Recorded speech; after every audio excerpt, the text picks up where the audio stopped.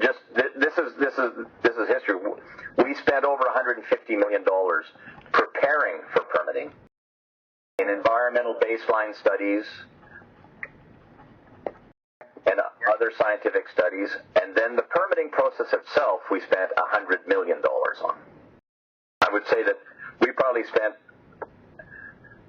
more than 3 times as much as the average.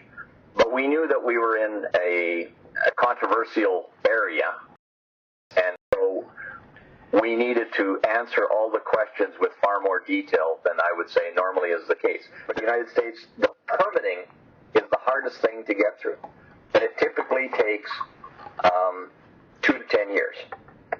And we've been at Pebble. I mean, it's the hard permitting part of it has been about 2 3/4 years, but we spent probably 10 years getting ready for it. We've owned Pebble since 2002.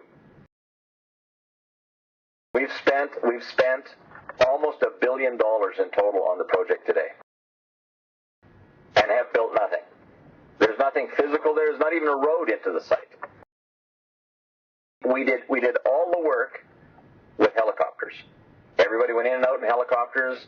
All the drill rigs went in and out in helicopters. All the drill core came out in helicopters. What is your business model? At the very beginning, we thought you were a mining company, and then later on, we think we understood that in a way you're more of a mining management company. So you run the business, you run the project, you make it work, and then you sell it to other people who actually do the work?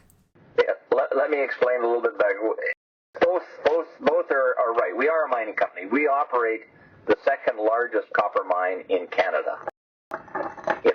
It's a large mine. It produces about 135 million pounds of copper a year in concentrate. Most of that concentrate is shipped to China. We're building a in situ leach copper mine in Florence, Arizona. But we go about looking for projects like the one in Tibet. Something where there's been an interesting discovery, and then we take that project to what we think is an engineering feasibility, economic feasibility. And at that point, we typically make a decision. Is it something that we will build ourselves, or we will bring partners in, or we will sell? And, any of and all of those are open and available to us. And so, Pebble is probably the size and scale that it would be a challenge for us to build it on our own. It's a plus $5 billion capital expenditure. And it's typical in our business that these kinds of projects are done by joint ventures or consortiums. And that's how we see Pebble being developed ultimately. I mean, even the Resolution project in Arizona is a joint venture between BHP and Rio. Rio has 55, BHP has 45. Escondida, the biggest mine in the world, is a joint venture of BHP, Rio Tinto, Mitsubishi, and the state of Chile. And do you have any partners now for precisely, how is it looking for the partnership? We don't. We own 100% of the project today. We've had partners in past. We had Rio Tinto that at one point was up to a 20% shareholder of Northern Dynasty, and they exited that. Another party, a private group with natural resource background, bought that. They're our largest shareholder today.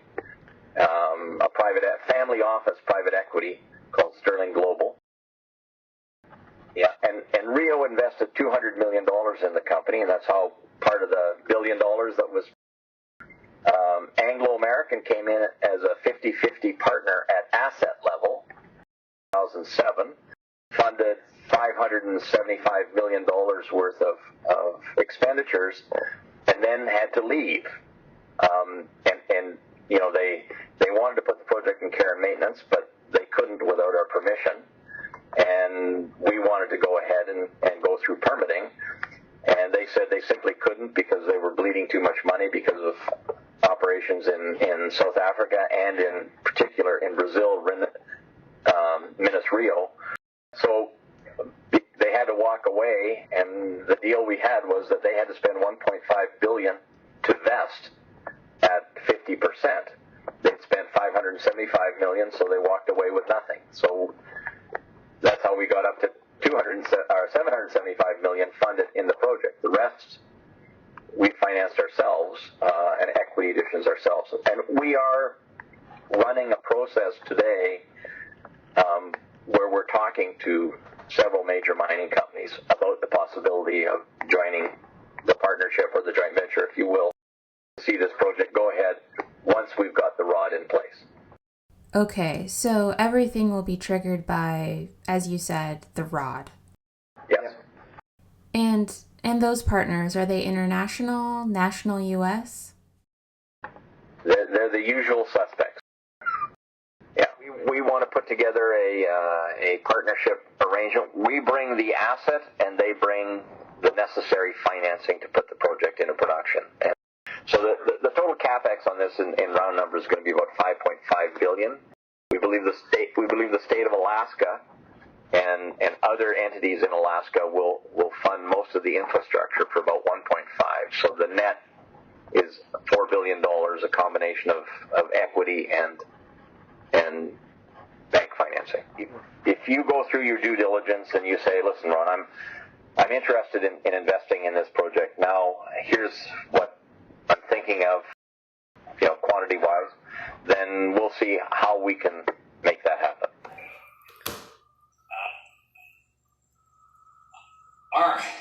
My professed desire is to remain in as a partner, but again, we're a smaller operation. This is the only asset Northern Dynasty has, although the organization behind Northern Dynasty, Hunter Dickinson, has other operating mines in North America. So there are several strategies that could be deployed, but typically I say, first goal is we remain as a partner. If these large companies don't want a partner that is a single asset company, then they want to buy us out. It's not those conversations always take place. That's, I can guarantee a partnership interest. I can sign that, as the CEO of the company, but I can't sell the company on my signature. That they have to take to shareholders.